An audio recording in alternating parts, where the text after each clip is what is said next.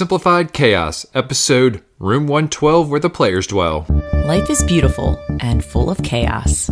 And it can get slightly out of hand if that shit's not tamed. We're here to share how to simplify the little things to help you lead a more intentional life. This is Simplified Chaos.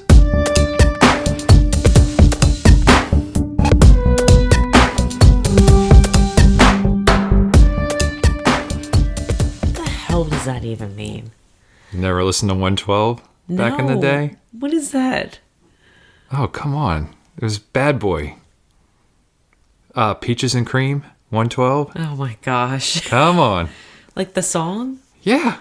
Peaches and Cream, know what I mean? Yeah, that was by 112. Oh my gosh, I didn't know that. What a great way to start an episode. I'm sure there's other people like, yeah, Jill, I don't know who that is either. I don't know what that is. Yep. You want to go ahead and introduce ourselves? Yeah, okay. I'm Jill. And Jill doesn't know 90s pop.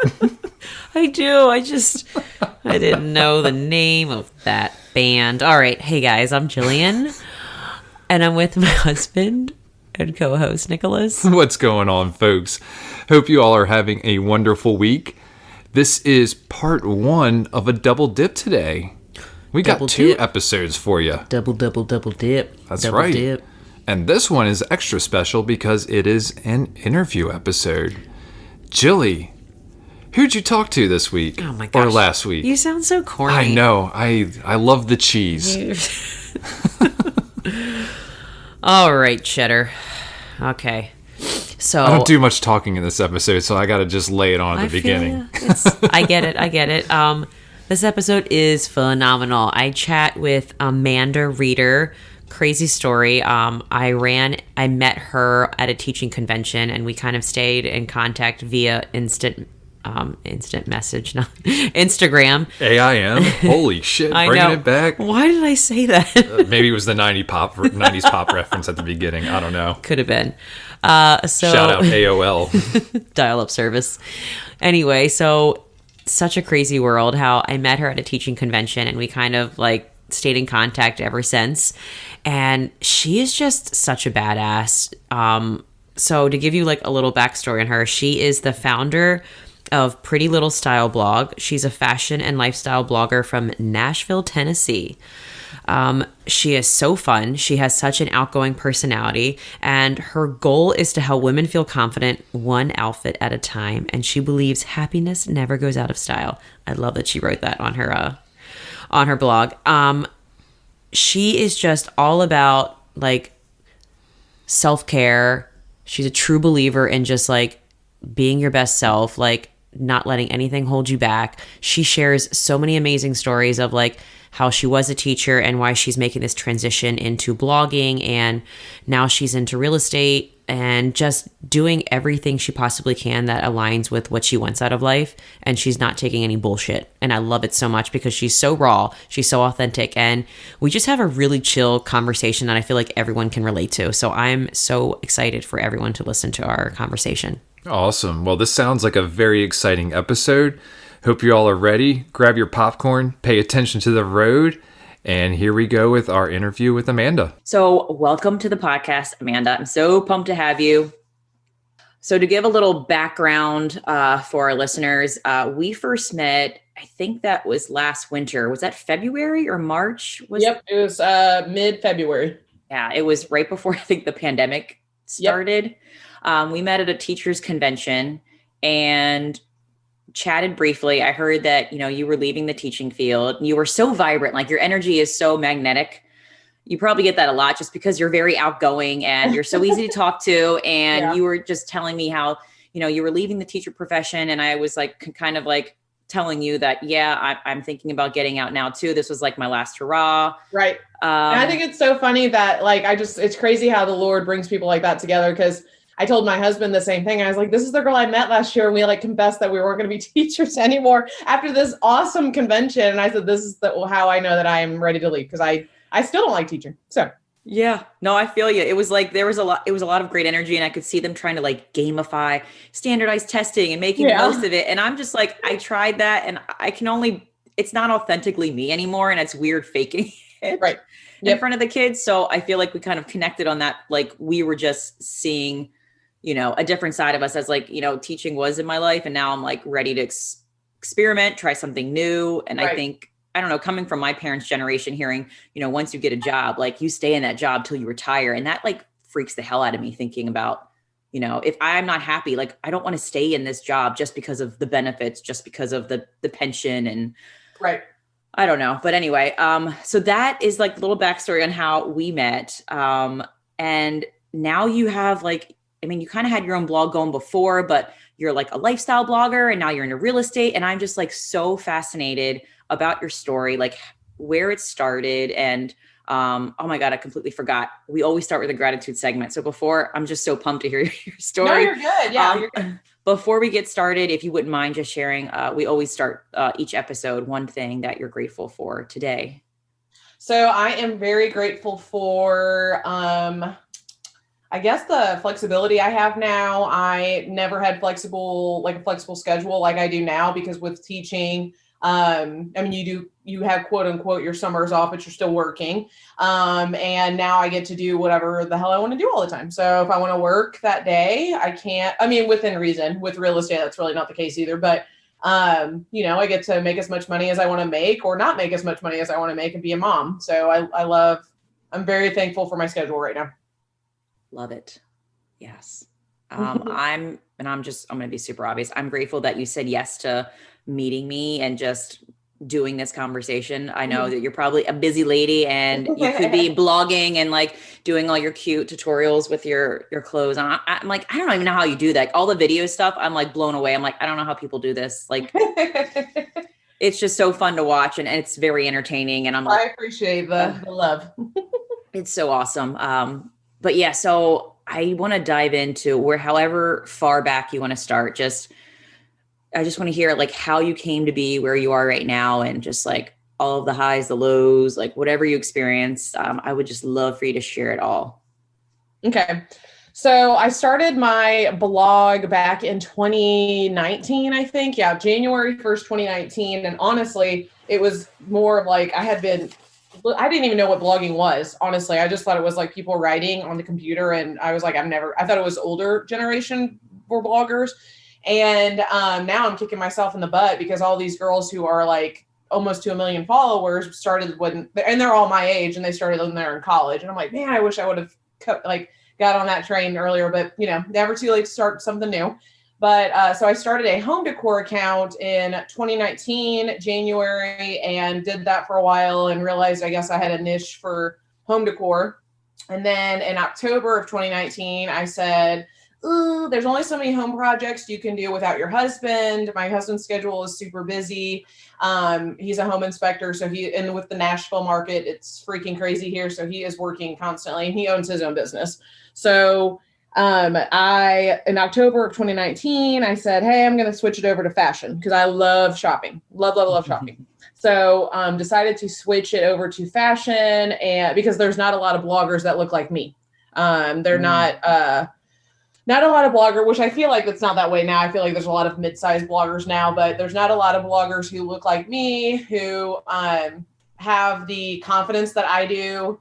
Not even because of my quote unquote size, because I also hate when people are like, she's so confident, even though she's not a size 2. I'm like, no, I'm confident because I know that I'm beautiful and I know I have a lot to offer to the world because there's one Amanda Reeder in the world. So, and I know that I have that to offer. And started doing fashion blog and I got connected with some other bloggers who took the time out to like come back to me and reach out and like respond back to my messages, which I'm super grateful for now. And then from there, I decided I didn't want to be a teacher anymore and I needed to find something that would supplement my teaching income. And so that's where real estate came into play because Nashville is such a crazy real estate market right now, which I feel like is like across the country right now. People want to move and spend all the stimulus checks and all that fun stuff with moving. So Nashville has a lot of incoming traffic from other states and Tennessee is like the hot spot to be at right now.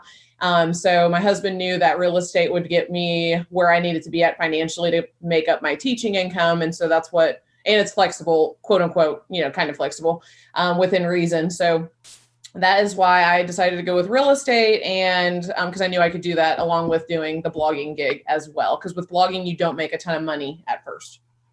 So would you say the real estate is kind of like, it's not something that like you're super passionate about, but you're kind of using it as a vehicle to kind of supplement to get you where you want to be as far as like with your blog and all the fashion? Yes, for sure. So real estate's not bad. It's still like you're at somebody else's beck and call, obviously, because with here, you can't like really say like, oh, hold on, we'll go see the house tomorrow. It's like, oh, we got to go see the house in like an hour. So, and I experienced that really yesterday because I had a day to knock out my blogging content for next week. And yesterday I had a client that reached out and was like, hey, I really want to go see this house. It's an hour away from me. And I said, okay. And like, I can't tell them no, obviously. And I do enjoy real estate, but it's definitely not, I'm not going to have a reader real estate company anytime soon. My passion is blogging. So, and helping women see their worth and, knowing that they're more than just a mom and a wife and that they can do things to make them feel super duper awesome as well. I love that so much. Mm-hmm. When I was going to think about, I feel like when like we're working with the real estate agent right now and the whole decor thing, like I feel like you just have an eye for detail, an eye for just like what's in style, like what looks great. I feel like you would be so good in the real estate when it comes to like selling and staging. Like I know we're in the process of selling our home right now and our real estate agent's like, listen, we don't have a staging crew. And I I'm researching a bunch just to like put in our house what we need to have. But I feel like you'd be so good at like telling people like, yeah, get rid of that, buy that. Like, I feel like you would be like the go-to real estate agent, be like, help me stage my house so it sells because I have no idea what I'm doing. Yes. And that definitely down the road, my mom says the same thing. She's like, you would be so good at that. And I'm like, yes, I would like to do that like way further, probably when like the fashion thing isn't working out anymore, or if that doesn't, if I get too old to do that or whatever, but definitely, yeah, I would love to do that. Just the art side of it's fun and the creative pieces to it and stuff like that. But it costs a lot of money to do that. I feel it. Does it cost a lot of money to be a fashion blogger? I was always curious because I always see your outfits and they always seem new. I'm like, I wonder like, what is the investment that goes into that? I have no idea. So it does. I mean, it's definitely not cheap. At first when I started, I like bought my own clothes, obviously, and then styled them to where I could like maximize each outfit and because people want to see that too. They want to see how you can get the most bang for your buck with an outfit and not like the new trendiest pieces every single week. Cause that's just not realistic as a wife and as a mom. And so now that I've been doing it for a couple of years, companies actually send me pieces to wear to represent them. And that's how I market. And that's how I have a lot of my clothes. And recently I've bought some pieces from like new stores just to try them out and like have a little bit more versatile options for my audience. But typically the company send me the clothes and I show them off to them. That's so wild. So have you told any companies that like, do you have, I guess, that opportunity where you're like, you can like shut down people like, you know what, I don't really like your company. Like, have you ever been in that place yet? Or is it just kind of like, I'm just doing it all just to see what lands? So I've not really had too many situations where I've had to be like, hey, this isn't really working for me, or like this isn't working for my skin. Cause I mess with skincare companies too. Okay. But no, I've not really had any situations where it's been like, this isn't working for me. But of course, if I did, I wouldn't be like, this is super duper awesome, even though I never, ever use it. I always make sure I tell my audience like, hey, this is something that like, you probably don't need to invest in because it's like super poor quality. Or I tell them like, especially with fashion pieces from a certain brand, I always tell them like, hey, this is not like an heirloom piece. This is a piece you're probably going to wear for like one season. And then, but it is affordable. It's an affordable option. You know what I'm saying? Yeah. I love your honesty. Like, you're just so real. Like, you don't like, I feel like there's some people out there that just want to market to market, but I feel like you're authentic with how you do it. Like, you tell the genuine story of like, hey, this is what I feel. And this is why, like, you're just very like transparent with that. Right. So, I mean, have you always felt this confident in being yourself? I feel like it took me a long time. Like, I had to become a mom and I had to have like a year, like I feel like I'm slowly growing more and more confident as I've become a mom. So when did you feel like you hit that spot? I don't know if it was like during when you were teaching or when you first became a mom. When did you like, or were you always just like, yeah, I'm Amanda Reeder, like I'm the shit. Like, I'll say this, like I didn't grow up with like a super confident background. Like when I was younger, And I think a lot of it stems from like that situation. I'll tell you, this is so corny and cheesy. I always tell people my husband saved me and my confidence. I feel like because I did not have a super awesome dad growing up, and I didn't have like that super daddy-daughter relationship that everybody cherishes and wants and stuff like that. But when I met my husband, I mean, he just made me feel like still makes me feel like I'm a princess and a queen that walks into the room. And I'm very, very blessed with a great husband because he makes me feel like I am, I am the shit. And he loves how confident I am. He loves my curves. And it's just, he's one of the reasons why I am the way I am today. Plus I have a great supportive sisters. I have really good supportive family members that make me feel, it's all about who you surround yourself with. If you surround yourself with the negative people who don't feel themselves and whatever, then you're going to be that person. You are who you surround yourself with. And my college friends support me in everything I do and cheer me on. And so I am very, very blessed with a supportive cheerleader group in my life because I choose that. I don't want to be it's an honor to hang out with Amanda Reeder, but if you ain't my crew, you ain't my crew. I just you gotta be my cheerleader, and I'm gonna be a cheerleader for you. But if you ain't my cheerleader, you out.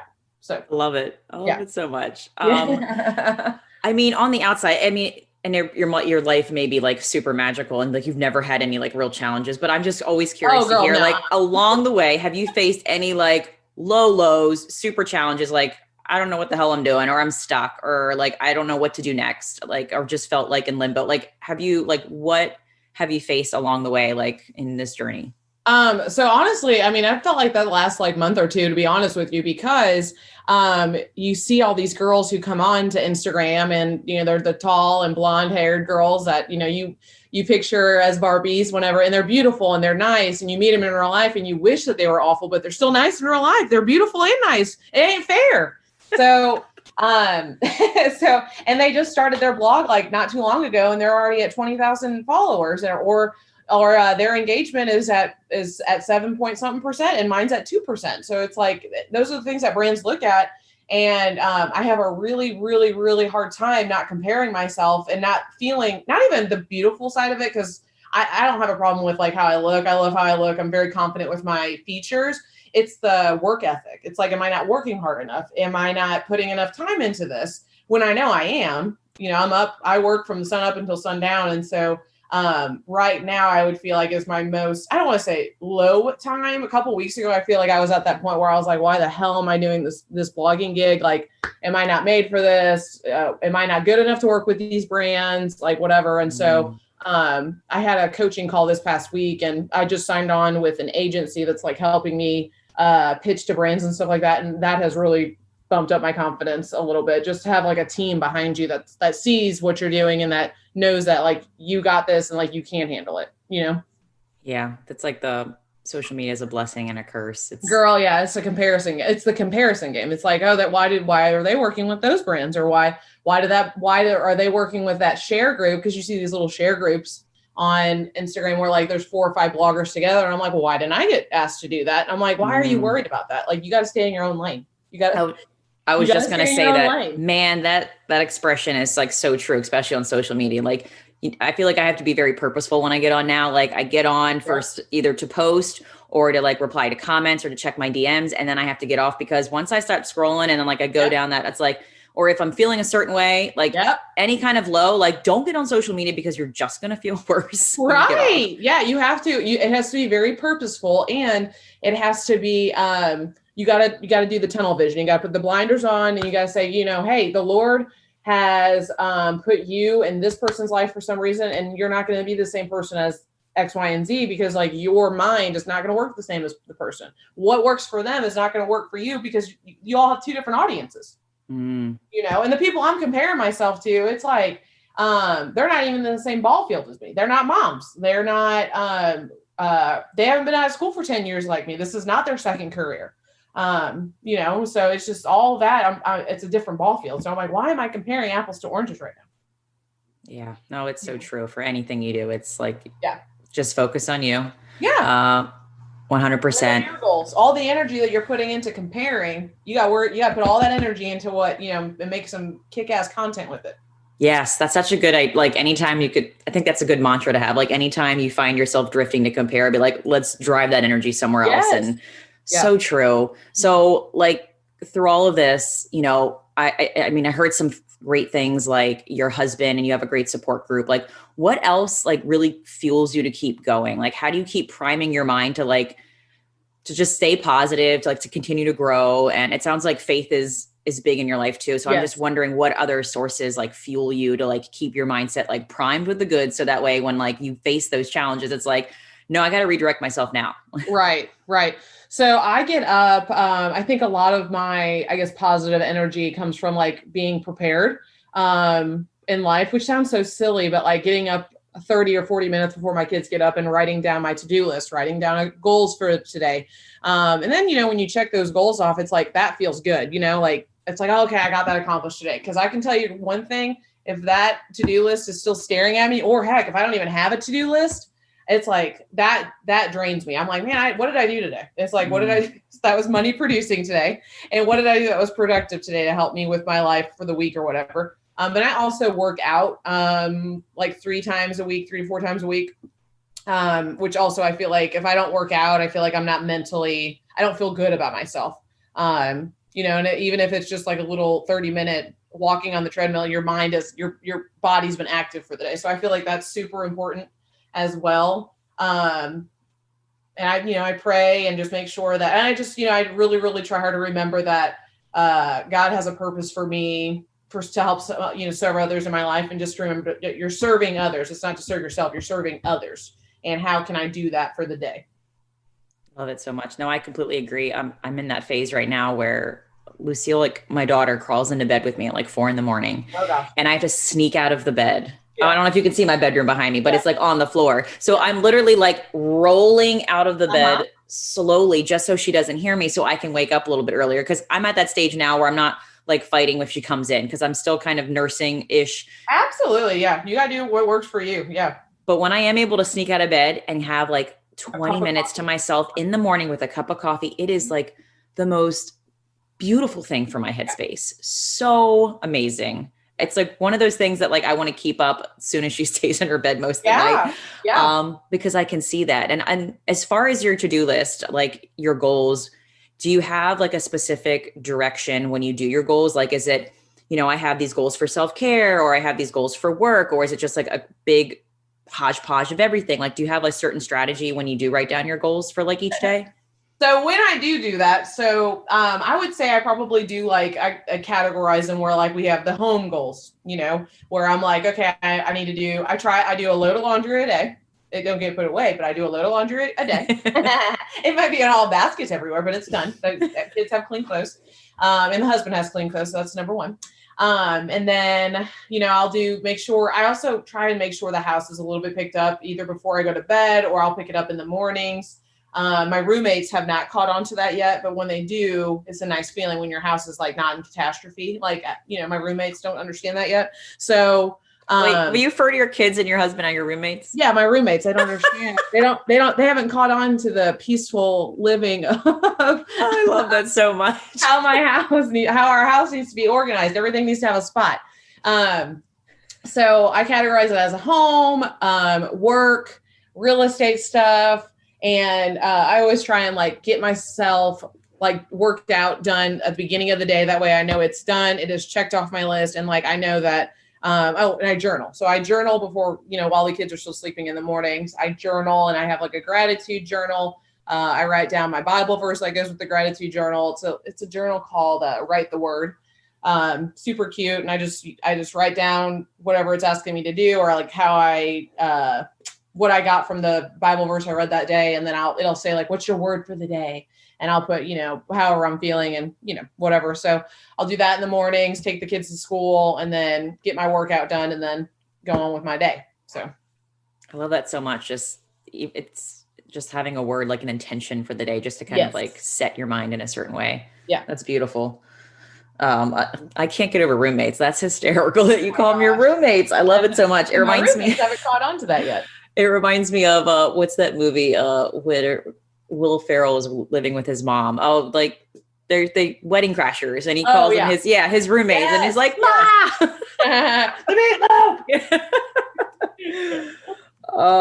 How, like, if you don't mind me asking, your house, like, how big is your home that you live in? It sounds like you got a lot going on. It's too big. It's like, and I'm like, and not even trying to be like, it's so big, but it's like, it's a little over 3,000 square feet, like 3,050, and plenty of space if we wanted to have more kids. We're not planning on having more kids, but if we wanted to, we have that option. But we bought it for I don't want to say so cheap, very affordable price back in the day. I live in an area where we have lived here for 5 years in September, and it has already gained over $100,000 in equity in 5 years. So because everybody wants to be in the area that we are in because of the school district. So if we wanted to move and downsize even, it wouldn't be the same quality as what we have now. And what was the other thing? Oh, and it just wouldn't be the same. Like it would not be as nice as what we have now. And it would be cost $100,000 to $200,000 more than what we spent on this house. Gotcha. So, but yeah, no, it's, my husband was like, would you ever get a bigger house than this? And I said, absolutely not. It's too much to clean.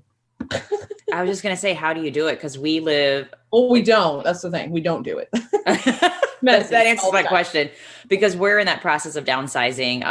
I co-live with my sister and her husband, and they have a little boy. So it's like we have two families living in here right now, and it's around the same square footage. And it's just like, I could never do this by myself. And I just have one kid, and I'm like, I don't know how I would keep up with it. Like, it's just, we do try and like, have a home for all the things. So if it don't have a home, it's going to the Goodwill or it's going to the garage sale pile. And I feel like we're getting better about that, but like, it's just, I mean, we bought this house when we were 26 and 27 years old. So it's like, we were still kids, you know what I mean? Yeah. So, we plan on living in it until the kids get out of high school, at least, just because of where the convenience, the location is and stuff. But everything needs to have a home in my house or it goes out the door.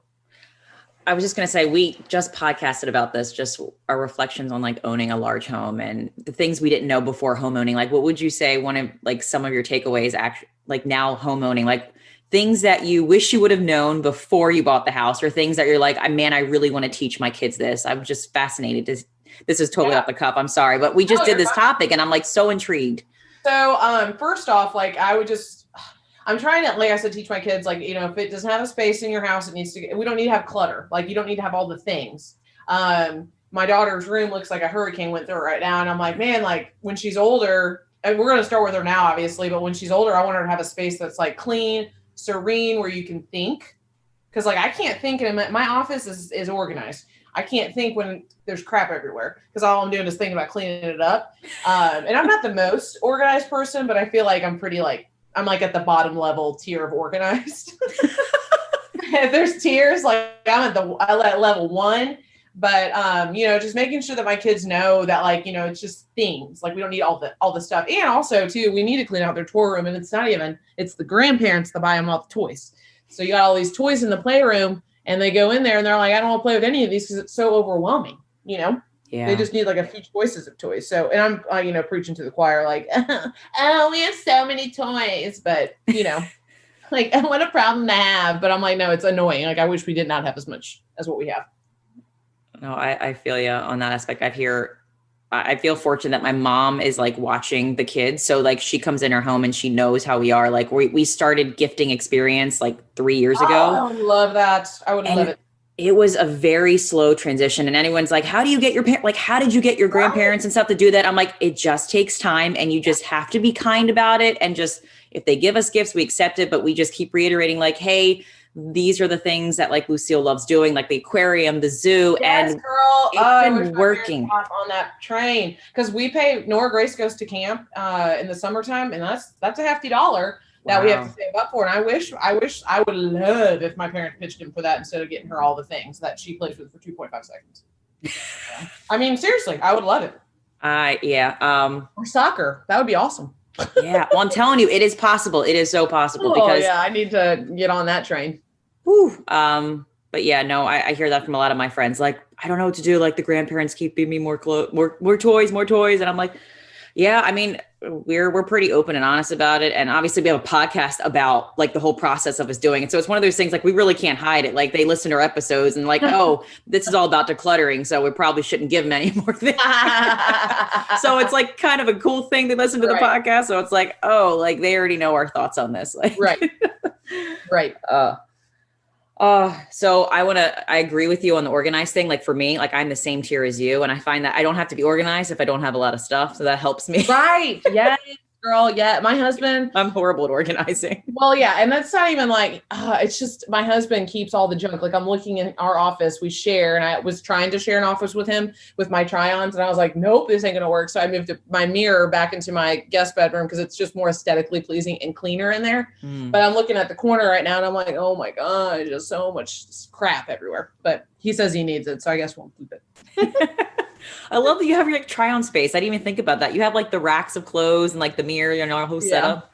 Yeah. Love it. That's so cool. I'm currently watching, I can't believe I'm admitting this, but I'm watching Summer House. I don't know if you've ever seen that. It's such a horrible, dramatic show. But one of the girls is like an Instagram influencer fashion, and she goes away to the Hamptons for a month, and you should see the amount of clothes she brings. And now watch that. I wonder who it is.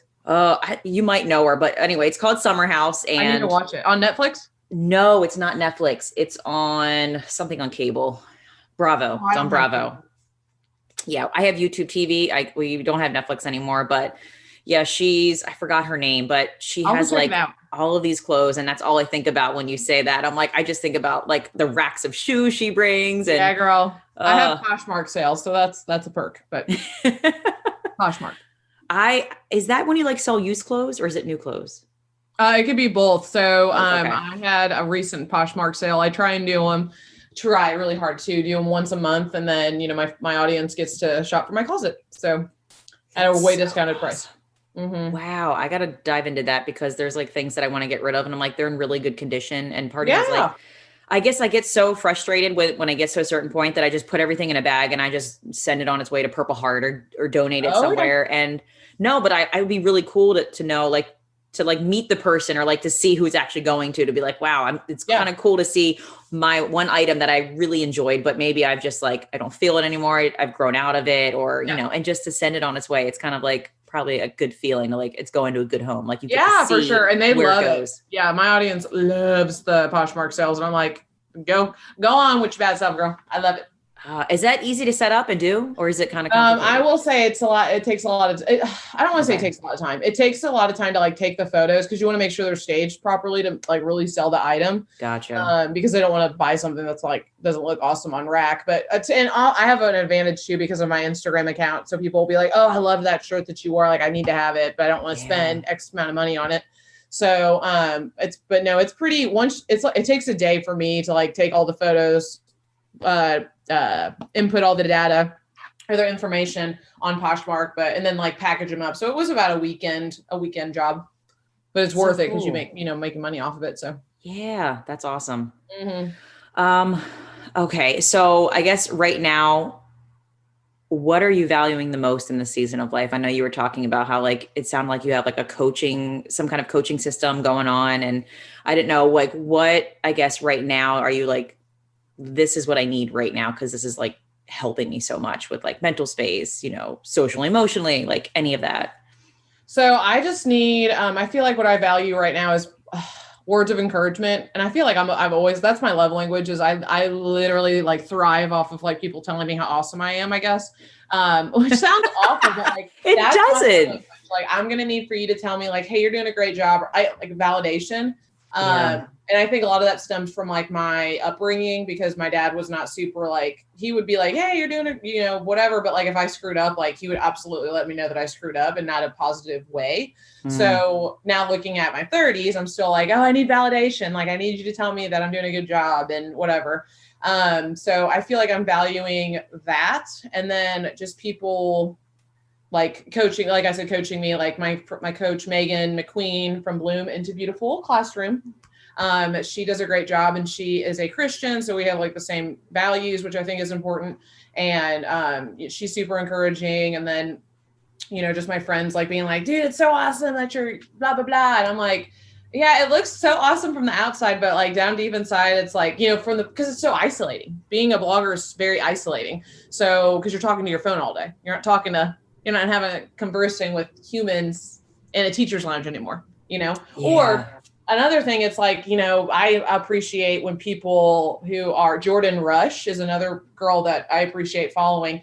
She shares like the good, bad, and the ugly on Instagram and saying like, hey, I ain't feeling social media today. And do you know who I'm talking about? Jordan No, Rush? But now it makes me want to like find out who this is. Well, if that is one thing you need to take away from this, Jordan Rush, she's going to be a big hit in the next, she's already a big hit, but that is a girl that I like super get all my inspiration from. She has all the bold colors on her feed, beautiful account, beautiful energy. And she just shares like so many good things. And she, like I said, she'll get on there and be like, hey, I'm not feeling social media today. And it's relatable. That's, so I thrive off of that too. I'm obsessed with her. And she's a good person too. So it makes me happy. Would you say Instagram is helping you connect to a lot of like-minded people since you got on Instagram? Yes and no. You got to be careful with like all that stuff. Like there's a couple, I have to mute some people that I follow who I'm friends with. If they don't, it's not even like on purpose. This sounds so awful. They don't like obviously do it on purpose, but if I feel like I'm comparing myself to them a lot or like getting pissed off because I'm not at that level, I got to mute them. And so that was another thing I was going to say. To keep my mind clear, I mute people. Like not to be mean, but like I got to do that to protect my mental space. No, I 100% agree. And it's almost like what you said that, people see your life and you're like, yeah, doesn't always look how it seems. And if you kind of apply that to other people, like just because it looks that way, right. There could be so many other things going on behind the curtain. Yeah. You see 15 minutes of my life a day. Like you don't see the whole, like, me dragging my kids with our crazy schedules and my son going to speech therapy and all the things, which I'm very appreciative for, but it's crazy around here most of the time. Is there anything that you thought, I heard this term on another podcast I listened to, and I thought it was so fascinating. When you go from different jobs, this person calls it life job sampling. And yeah. I thought it was so neat to think about, every career, every job that you had, you gained some kind of purpose from it, or you gained some kind of skill to help you. What do you think you gained from teaching that is so helping you now and where you are? So, where I started with teaching, I started at a school that was at the bottom of the barrel in the district. Okay. Which I'm sure you get that coming from a teaching background. The data was low, morale was low, teaching environment was low, and then, no parent support. So I started my teaching career at that school. I worked there for a few years. I left the school to go to a school that I had never heard of, but it was a huge blessing to me because it was at the top of the barrel. It was the top data school, great teacher environment, great staff. Like everybody loved teaching there and whatever, blah, blah, blah, experienced people. And so from my low income school, the one that I first started teaching at, I learned how to relate to kids who don't have everything, who don't have parents who speak English. They have to go to their parents' doctor's appointments and translate for them. And they're, 9 years old and they're translating for an adult client or whatever for their parents. And they don't even know what they're saying to their parents medically. And they have to be the ones that are translating for it. So coming from the low income background, even though it was not a super awesome teaching situation, I learned how to have empathy for those kids, knowing that everything's not sunshine and rainbows at their house and that you have to be empathetic with them and not everything's about academics. Going to my other school that I worked at with the higher income and awesome parent support and awesome teaching morale, I learned how to be more professional there. Grew up at my first school and came, I was a kid when I started. I was 22 years old when I started there. And when I went to my other school, I was 25, 26 and learned how to be a boss lady, but in a professional manner. Because my principal, she did not play around, but she was that Southern, didn't play around. She gonna be nice to you, but she gonna let you know what her feelings are in a professional manner. And so I really appreciate it. And I tell them that all the time. I'm like, thank you so much for teaching me how to handle tough situations in a professional way, in a mature way. So that's definitely what I've learned from both of those experiences. I can totally relate because I'm currently teaching at a low income school, and I am so in the same boat when you see all of these other issues going on, and it's like the academics are like, it's not in the front and center anymore. It's like, I think there are all these other things that are way more important than learning multiplication. Not that I don't think it's important, but I feel you so much on that. It's just Well, and also too, I mean, when I went to my other school, the one that was on the other side of the rainbow, that I was like, wow, these schools exist, like people like their job. You know, I had teammates who had worked at that school starting from the get-go, like from their first teaching job. They started there. And when you have those teachers who start at a really great school like that, which is awesome for them, but they're lacking that empathy part a little bit. Now I'm not telling you I went in there and I was like, oh, I showed them how to be so empathetic, but like, it just brought a little bit like a different perspective to the table, because I'd be like, hey, this kid's parents are never home. This kid's parents, they don't speak English, or this kid's parents can't afford to send a lunch bag at school, but they're not going to tell you that because they don't want to get the cops called on them.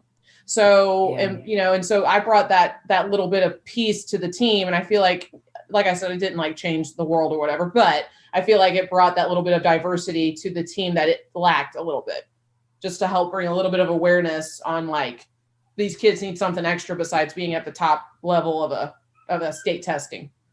Were the parents a lot different at your other school? The higher income school? Mm-hmm. Oh, girl, yes.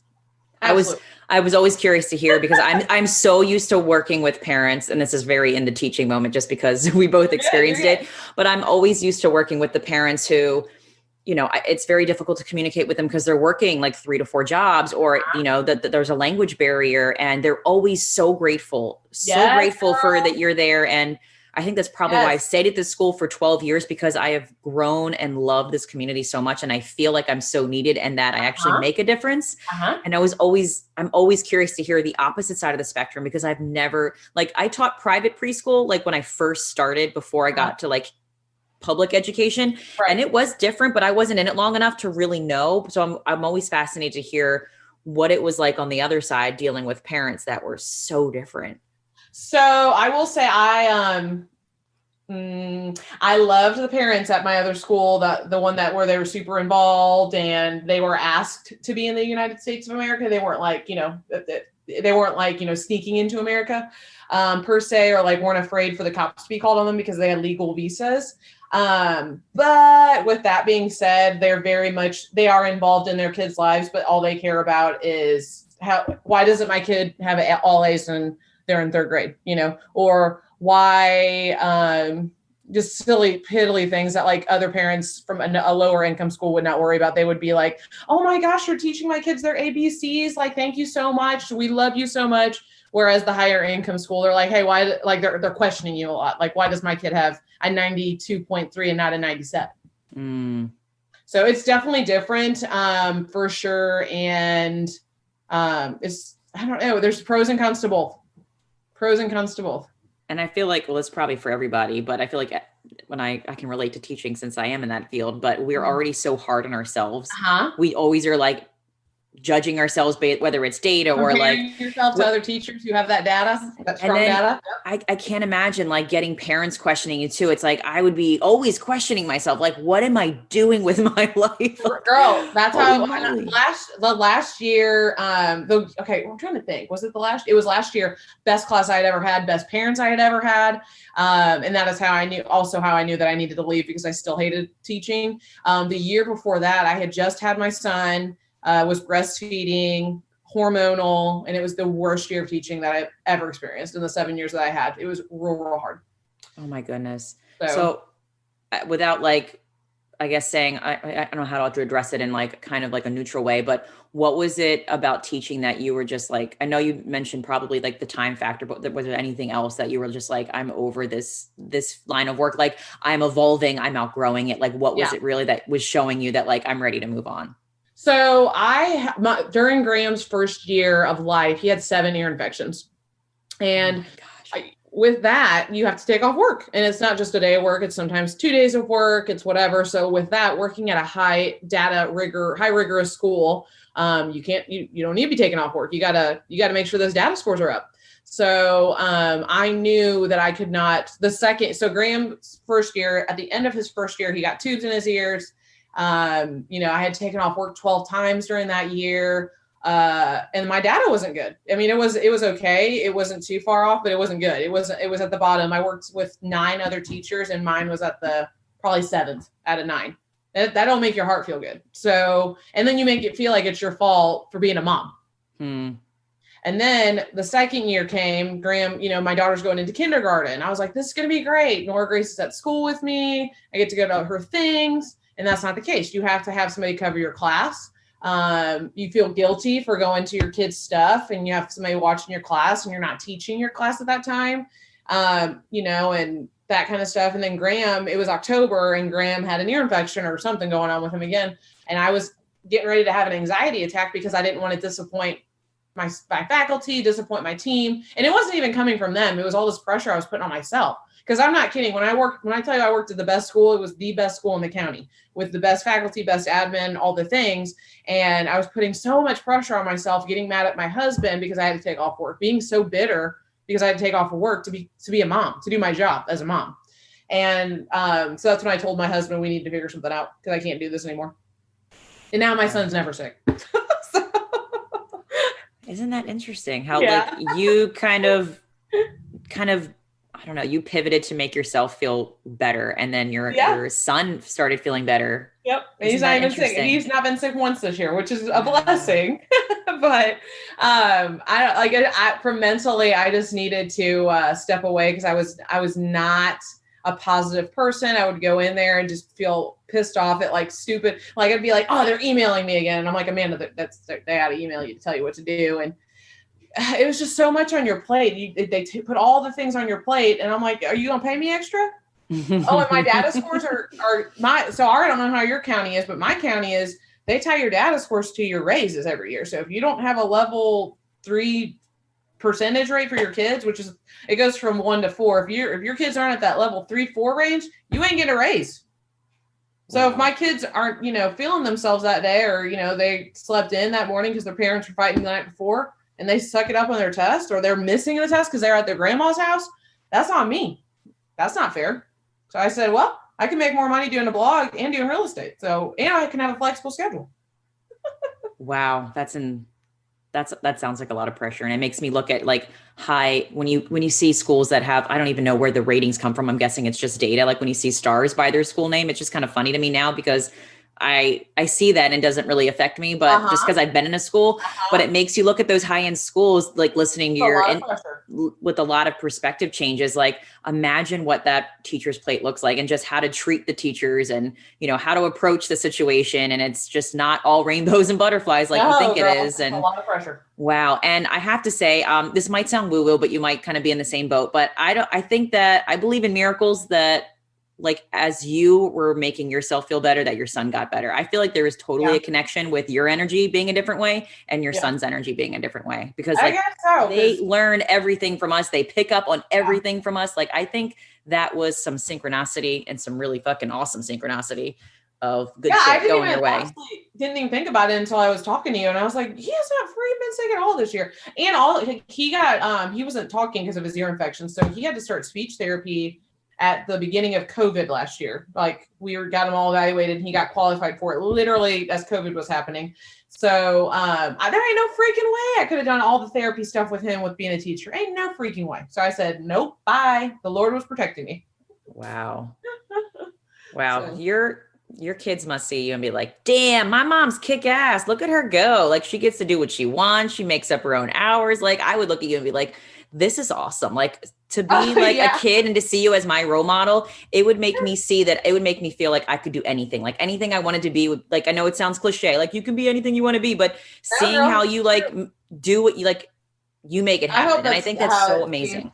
Yeah. Well, I hope. And right now it's a lot of work because it's still the beginning stages of my blog and my real estate business. But no, I mean, I asked my daughter, I'm like, what's your favorite part about me not being a teacher anymore? And she was like, well, you get to take me to school. And beforehand, Nora Grace was being thrown out my classroom to go to her classrooms. Now I get to, I'd be like, oh, I got to go to car duty. You got to go to classroom. And I could never walk her to school. And now I get to drop her off and pick her up. And it's not, sometimes it's a little crazy with our schedules because my husband, it's a lot on me because my husband's schedule is crazy, but they're with me a lot. So. Do you have any help or is it just school It's and they just come us back? because all of our family's from Missouri. We're both from Missouri, and so we live here. And so, but we do have a drop-in childcare right up the street from us. That is a huge blessing for us, and they know us by name. That's awesome. So what made you guys, now I'm backtracking, what made you guys move to the area you're in now if your family's so far away? So we went to college here. Sorry, my son's trying to close the door. Daddy. Love you. Steve. Okay. So okay, come here. You can just sit on my lap. So we went to college in Nashville at a small Bible college. And now, okay. So Hi. Oh, she can't. Hi, how are you? Oh, you want to go, Daddy? Sorry, girl. No, you're good. They're girl. You're good. So anyway, we moved here for college. My husband went to school for missions, and then I was the girl that followed him to college. We were at that point, like once we graduated, we were at that point where we were like, hey, am I going to have a teaching job here? Are we going to move back to Missouri, whatever? And so I ended up getting a teaching job here because the money was better in Nashville. And then my husband graduated and he valeted at the Hilton downtown for like the first couple of years. And we bought our house, like since I had a job here, we decided to purchase a house. And then our realtor told Steven, my husband, that his home inspector was retiring and like we need more home inspectors and that Steven would be great at it because he's so personable and blah, blah, blah. And so then Steven started his home inspection business and then here we are now. Isn't that so crazy how it fell in place like that? It's freaking crazy. Do you have any desire to go back home or you're like, no, Tennessee this is where it is? So I'm not gonna lie, in Christmas time, we go home to see our families at Thanksgiving and Christmas. And I told my kids are getting older and it's harder to leave. It's harder to leave and explain to my kids like, hey, our lives financially are better in Nashville and whatever. And so I told my husband, I was like, I think I kind of want to move back to Missouri. And we're always on the opposite. Like it'll be me one time and then it'll be Steven one time. And he was like, babe, like if we did that, it would have to be permanent. Like we'd have to be 100% sure. Cause like I said, we wouldn't be able to buy our house that we have now for the same price. It would be quadruple the cost or whatever. So I said, okay, so we're looking at homes. I talked to one of my best friends and she was like, you have to think about long-term. Are you all going to want to be there after your parents go on to the great beyond? No, like we don't love Missouri that much. And so I don't have super awesome memories in Missouri from my childhood. And so it's just, this is our new legacy that I want to start. And we live like 4.5, 5 hours away. So it's not super far. And then like a couple of weeks ago, Steven's like, I kind of want to move back to Missouri. And I'm like, no, we're not moving. Now I'm like, no, we're not moving back. Like we're staying put. So it's hard at some points. I mean, there's some stuff that we can't go to because we do live 5 hours away, but most of the time we can get there. So I love that how you said we're leaving our legacy here. It kind of like we're imprinting this area. Like we're leaving a piece of us here. Like yes, like I love that. Yeah, I mean we genuinely love Tennessee. Like it's like I love where we live at. Like it's just better opportunities here. I mean, we're only 7-8 hours away from the beach. Like whereas Missouri, you're 12 hours away from the beach, which is so stupid. But like we genuinely like it here. Like I'm like, I wish my family would move to Tennessee because we like Tennessee more. So it's just nicer. It's nice here. Tennessee is definitely on our bucket list. And I don't know if I mentioned that was a long time ago we chatted, but when we first started interviewing, the reason why we started interviewing for a podcast, because before it was just Nick and I just like talking about our lives, things we were doing. And then I was like, I really want to like meet and connect with people that are like-minded and inspire me and just like find out their story. So the whole reason for doing was that so we could like travel and meet them in person. Yeah. So we went to St. Louis to Missouri and that was the first time. And it was for the podcast. I'll never forget it because I was like, I can't believe we're on a plane right now flying to do this for the podcast. Like we don't make money from the podcast. This is just like our Wanderluster like fun project that we started. And I love St. Louis. And we had such a ball there. We connected. And she ended up becoming my business coach, the person who I hired, and she's from Missouri, but it was so crazy. And, you know, I hope one day, like if we ever go to Tennessee, though, I reach out to Amanda, I'd be like, hey girl, tell me where to stay. Absolutely. What should we do? Because in the perfect world, I would be seeing you in person in Tennessee because it was like this reason to like go out of our box and like meet people and travel. So yeah, it's so wild that you're from there because I had never been there until then. And I'm like, this place is pretty cool. Like the area we're staying at was really fun. It had this big park where Lucille and I could like go run around. And there was like a coffee shop, like Nook in this community that we're in. It was just a really great experience and a memory. Yeah, I love St. Louis. That's where I grew up, was St. Louis. And then I graduated high school from a small town an hour south of St. Louis, but that's my roots. So funny. Okay. So you may have mentioned this a little bit, but what is a typical day? I know all days are not the same. But and you kind of told me your morning routine. So like after you like wake up, do like your workout, your journaling and all that amazing things, like what is a usually typical day look like for you, like logistically? So typically on days that I'm not like running around showing homes and stuff like that, because honestly, I do a lot of real estate on the weekends. Like that's typically like during the week time, I'm like following up with my leads in the morning, just by emailing them or texting them and sending them whatever listings are up. So I'll do that in the mornings. And then the afternoons, I engage on my Instagram. And then I also like film my reels / TikToks during the afternoon time before I have to get my kids and stuff like that. So, and then I'm storying IG stories all day long, but that's typically what it looks like. And then I go get the kids from school, I feel like that's pretty consistent. Do you have any downtime for yourself where you can just like rest and be? Oh, today is literally my downtime that I have. Like I have this interview with you and then me and Steven, it's so beautiful outside today. So we are, he has to go get like something for his business, a radon test from one of his homes that he's at, and then we're just going to chill out, and I don't know what else we're going to do today, but I'm like in my jammies, like loungewear, chilling out today. And it's crazy because it's like, I'm not quote unquote like making money on all day, every day, but I feel like something for one of the other businesses every single day. And I love it. I genuinely love it. And I'm like, that's how you know that like where you're supposed to be at is because it's not work, quote unquote, if you love what you know what I'm saying? That cheesy phrase where if you love what you do, it's not a job. So that's where I'm at right now. I feel like. Yeah. And I 100% agree that like there's different types of stress. There can be like anxiety, ridiculous stress where you like hate everything about it. Or there could be the good stress where you're like, this is something that needs to get done, but I'm like motivated by it. It lights me up. Like, so. And I need to be better. I was batching out content last week because I don't know if you would be interested in this, but it's called the Thrive podcast. And it's about blogging. Like they're talking about blogging and like how to just be like organized and the business side of it. And so I've been listening to them lately.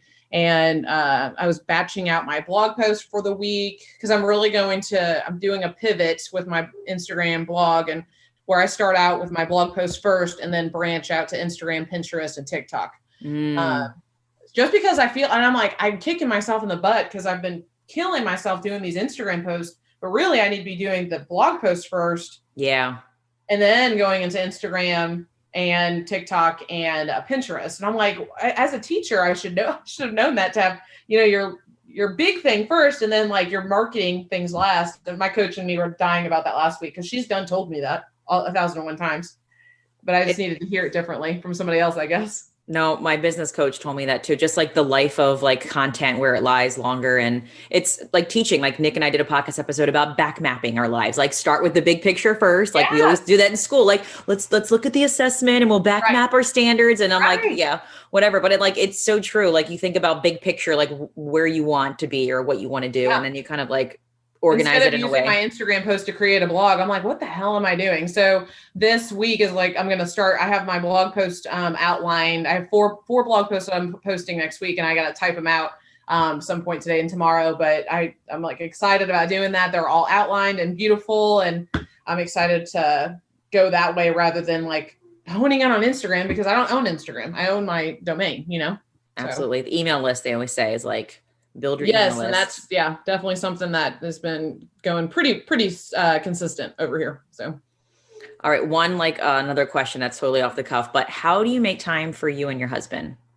So we actually talked about that today. I said, why don't we go downtown? Because Nashville has so many restaurants that are so good and just fancy, and we've never been to like a fancy restaurant before. I've been to fancy restaurants with my girlfriends, but me and Steven, we like Chili's or Applebee's and stuff like that. Like, so I told him, I said, why don't we like get dressed up and go downtown and go explore Nashville? Because people ask me like, where should we eat? And I'm like, I don't know. We go to like Olive Garden. So I think we're actually going to do that tonight. We're going to drop the kids off at Me Time and then maybe go get, actually, I think we're going to have to do that tomorrow night. But anyway, we're planning on like, we just have to really carve it out for Me Time and like just drop the kids off at the drop-in childcare. And we go out and before COVID, we saw movies and stuff. But now we, you know, and also too with my schedule, we go and have lunch dates.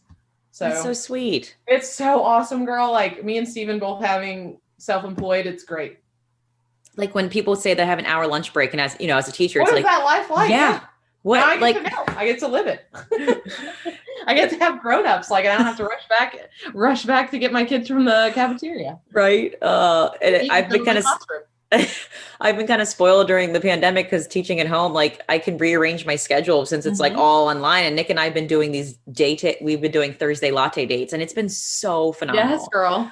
Like once a week we go out and just go for a drive. Sometimes Lucille's with us. Sometimes she stays at home, but just like to get out of the house for an hour and just have that time to chat or just sit in silence. Like it's phenomenal. So And we also, I feel like me and Steve do, like both of, he has reports that he does at nighttime, but honestly, like we'll sit there and we'll watch a movie because that's our thing. We love watching movies and like cutting back and forth to like what movie line makes us laugh the most and whatever. So when the kids go to bed, that's our like date nights as well as like we'll be together after they go to bed and stuff like that. So that's so cute. All right. What is one of your favorite movies or one of the recent movies that you're like, you have to see this because it's like really amazing? Oh, sorry to put you on the spot, but like you're a movie lover. I need to hear because I don't have much. Like, I feel like Mike and Dave need wedding dates is one that me and Steven quote quite a bit.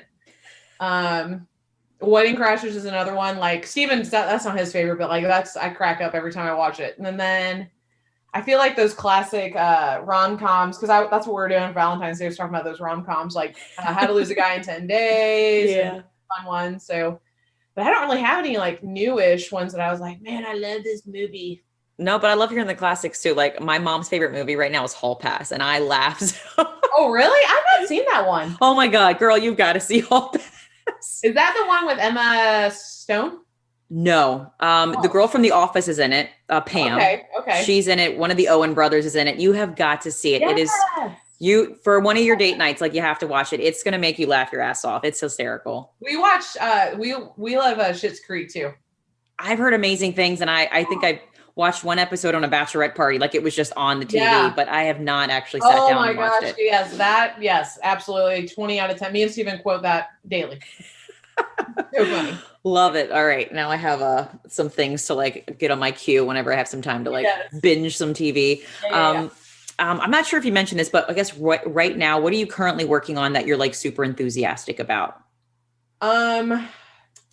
So I have, like I said, I started that agency, working with that agency a couple weeks ago. So I'm really excited about that because just because I've not had time to like sit down and like pitch myself to brands. And so the agency's working on that. And so I'm excited to like start really working the blog, like really working and creating content for different marketing purposes.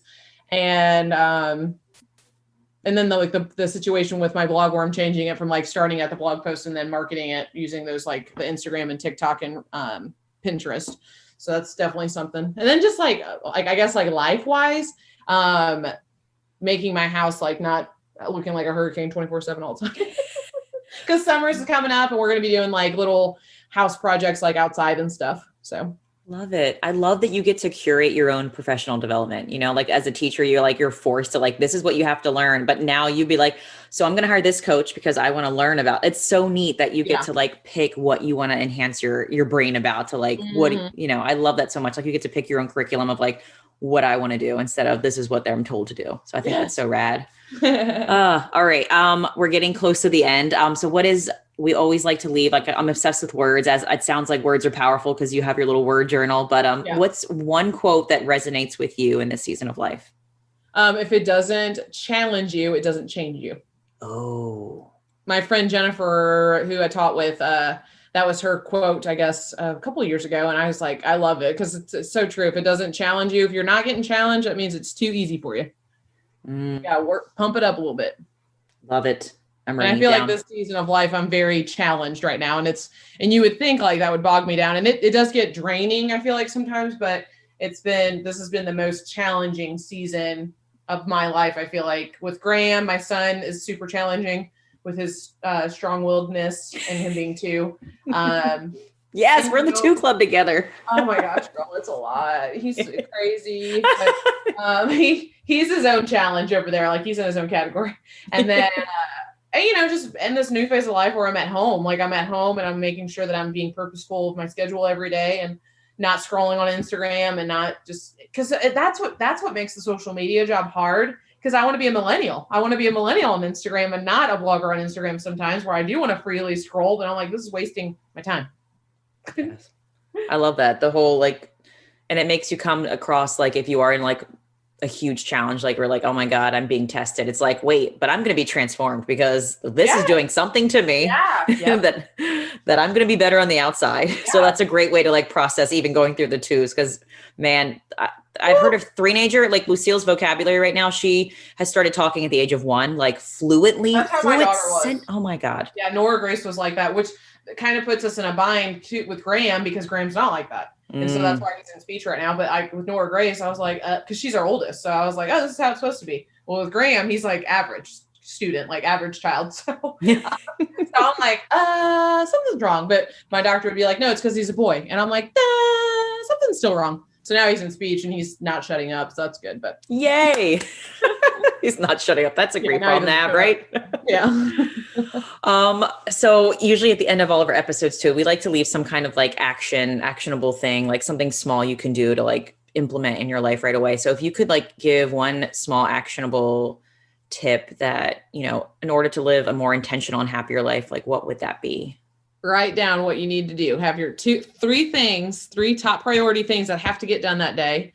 And then, obviously have the whatever other things below that, but you need to make sure you got your top 3 priority ones at the top and then make sure those get done. And then the rest you can do. Those are like not going to stress over those if they don't get done. What are usually your top 3 priorities? Like they seem this similar every day.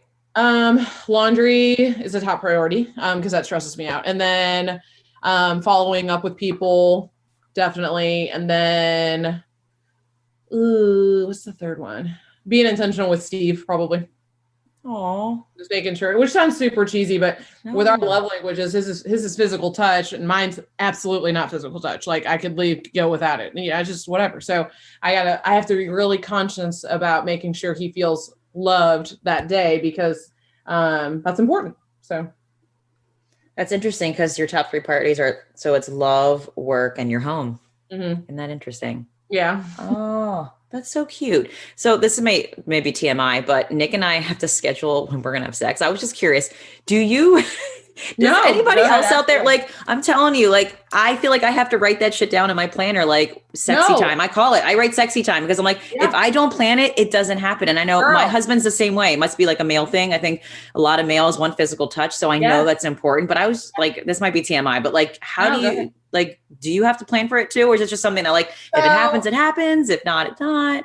So honestly, okay, so being real, like we thought we would be having it more with me being at home, but I've been busier since I've been at home because of my jobs. And like I said, real estate's quote unquote flexible, but it's really not flexible. Like I'm gone. This is the first Saturday I've been home and I actually had to like not answer any leads, not all the things because I have to like be intentional about that. But anyway, so this is what I'm going to start doing is like putting a heart on the calendar for like when we have done it to make sure that like, okay, I've met that need for the week or whatever. And it's not even like a number. And I don't know if you've heard of this couple, but like Vanessa, I'll have to send it to you. It's Vanessa Moreno or something. I don't know, but she's a sex therapist and I've been like watching her stuff occasionally, but no, I don't like schedule it, but I have to be super conscious about like, okay, when was the last time? Cause I'll be like, oh, we had it last week. We're good. And Steven will be like, I'll be like, oh, we had sex twice last week. And he's like, no, babe, we had it once. And he can tell me the time, the date, the when we did it, how we did it. And I'm like, oh, I just don't realize it. And I tell him, I'm like, it's not because I don't love you. It's because I just don't, that's not my love language. So it's not at the forefront of my brain. And I have to make a conscious effort of doing that because I actually told him this morning. I said, me doing that for you and making sure that is met is the same as him making sure he's telling me how awesome I am or how great of a job I'm doing with the laundry or how great of a job I'm doing as a mom. Like I need that from him and he does that for me. And if he didn't do that for me, it's the same thing as me withholding his love language. And it's just crazy if you put it in that term, it's easier to want to do that stuff because it'd be like him taking away all that stuff to me. That's so true. And that's so rad that you guys have those like honest conversations. Cause I feel like if you don't like, I 100% agree. And Nick is the exact same way with sex. And it just made me laugh. I'm like nodding my head over here. Like, oh, my bad. And I actually do the same thing. I put hearts by anything that's like, well, it's actually the opposite. I don't do hearts for sex nights, but I do hearts for self-care. So it reminds me of like when I took care of myself. And if I don't have enough hearts on my calendar, I'm like, all right, this is why I'm feeling like my bucket is like drained because I didn't take 10 minutes to like just go sit and just be. And, but I used to do those symbols too. It was like stars were for like connection time with friends, hearts. And there's something about pictures. Like if you see symbols, it's like, it catches your eye automatically and you're like, wow, this month was a great month because look at all the stars or look at all the hearts. So I totally dig the whole symbols for representing things. I think that's awesome. Yeah. Love it so much. Okay. So yeah, we're at the end now. I guess, can you share where other people can find your positive rad ass self who is phenomenal? Where can they find you if they want to connect with you and just hear more of your beautiful voice? So I am at Pretty Little Style Blog on Instagram, and that's pretty much across all channels. I'm heavily on Instagram and TikTok. And then my DMs are always open. I feel like that's important to tell people too, because people are like, bloggers never respond to my DMs. Girl, my DMs are never full. So you can always send me a DM. And yeah. Yay. Amanda, thank you so much for coming on. I so appreciate you doing this. Yes, thank you so much. I appreciate it. All right, folks, we hope you enjoyed that interview with Amanda, and that's going to do it for today's episode. If you like this episode, please do us a favor and help us spread the message. You could do this by writing a review or simply sharing this episode with a friend. And remember, sharing sparks a conversation leads to action, and action is how we're able to live a happy and intentional as hell lifestyle. We want to thank you all for listening today, and we will see you again next week. See y'all later.